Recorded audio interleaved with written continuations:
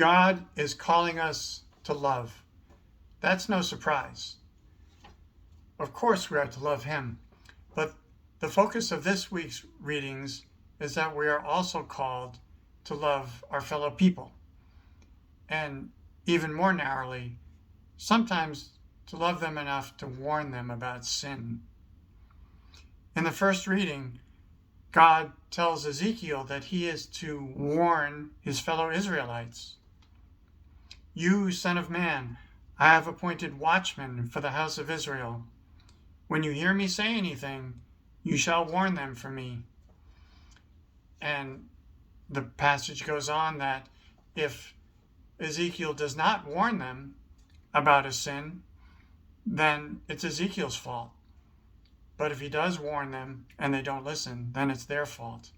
And in fact, this point is made very clearly and logically in a passage just before it, where God uses the metaphor of a sentry for a city. And if there's an army advancing and the sentry doesn't warn the city, well, it's the sentry's fault, right? But if he does warn them and somebody doesn't listen, then it's their fault. Now, God appointed Ezekiel as the watchman for the entire house of Israel. Have we been appointed watchmen or watchwomen for our parish, our diocese, our world? Probably not. That's not our personal role. Yet, the church presents this passage to us. So it seems like we have a certain role of watchman that we need to perform for our family, our friends, fellow students, or co-workers. How do we do that? Jesus gives us guidance in the gospel passage for people who are fellow Christians, whom he calls brothers and, of course, sisters. We're supposed to first talk to them privately, then take witnesses, and then bring the matter to the church.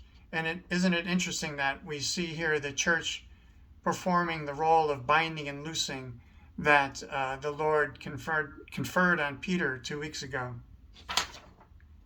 And if they don't listen to the church, he says, treat them as a Gentile or tax collector. He's not talking about us Christian Gentiles. He's talking about the pagans of his day.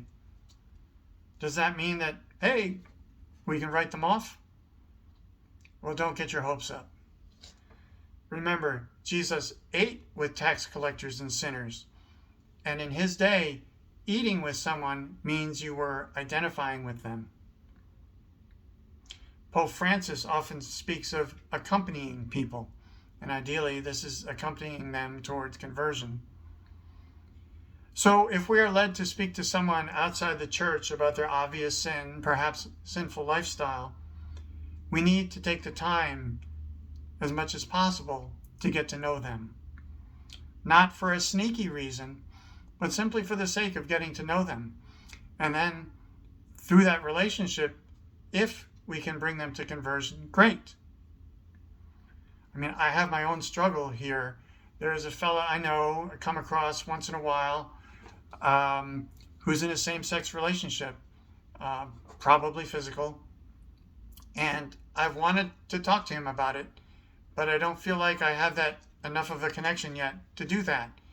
It's difficult, and I'm working on it.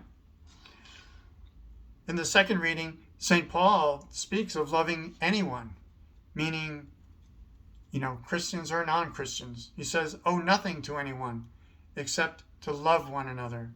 For the one who loves another has fulfilled the law. And he quotes the Old Testament commandment from Leviticus 19:18, you shall love your neighbor as yourself. Jesus quotes this same commandment later on in Matthew chapter 22, and he calls it the second great commandment behind love of God. So clearly, loving our neighbor is important to God.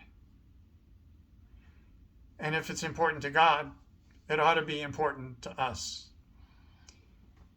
Catholics generally are good at providing food and other necessities for the needy.